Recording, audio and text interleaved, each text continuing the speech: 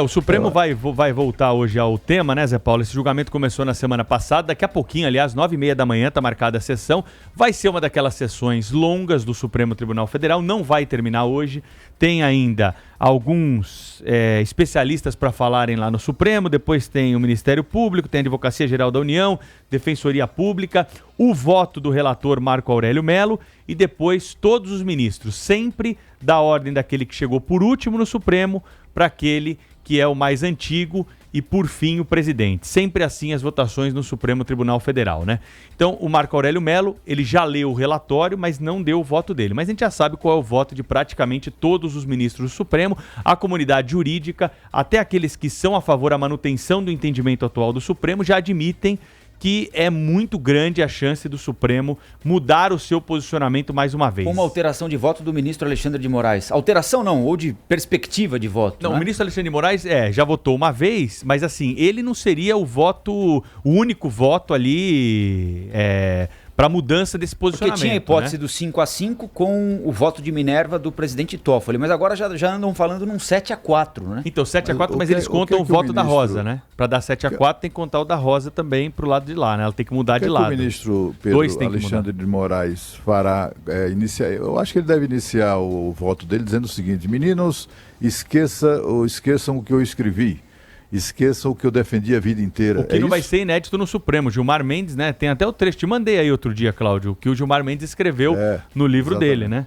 Toffoli também, né? Toffoli deu uma entrevista, né? Falando sobre prisão em segunda instância. Então, tudo bem, mudar de posicionamento não é o problema. O problema é a conveniência para essa mudança de posicionamento. O que está acontecendo para essa mudança de posicionamento? Assim como eu critico... Eu acho que mais do que isso, viu, Pedro? É atentar à realidade. Essa que é a verdade. Eu vou insistir nisso. É uma minoria que se beneficia desse trânsito em julgado. É uma minoria. E é para essa minoria que o Supremo vai se voltar? Mas a maioria vai ser beneficiada agora, porque se você não tiver o trânsito em julgado, né, no Supremo Tribunal Federal, quem chegou até a segunda instância vai ser beneficiado por essa. E também quem que uma tem minoria. Dinheiro para ter advogado, para ficar levando, fazendo recurso, ficar levando o processo até lá na frente, até a terceira instância. Não adianta, esse vai perder sempre.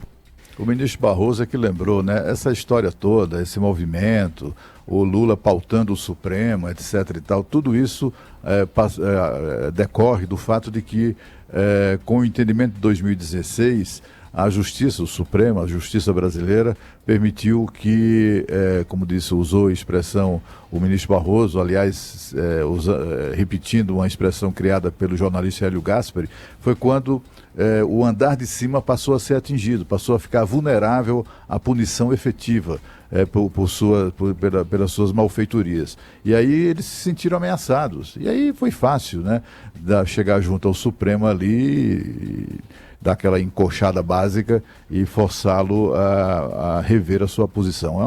É uma vergonha esse momento que a gente está vivendo no país agora.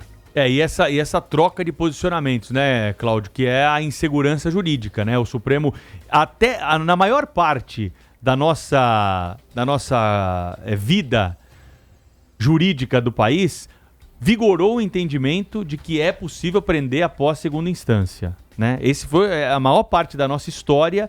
Então, aí a gente tem um debate interessante também, né? Se a maior parte da nossa história a gente viveu com a possibilidade de prisão a partir da segunda instância, o que nos transformou em um país tão inseguro e com essa sensação de impunidade tão intensa que atinge praticamente toda a população, né? O Lula. Há 1 ano e meio na cadeia?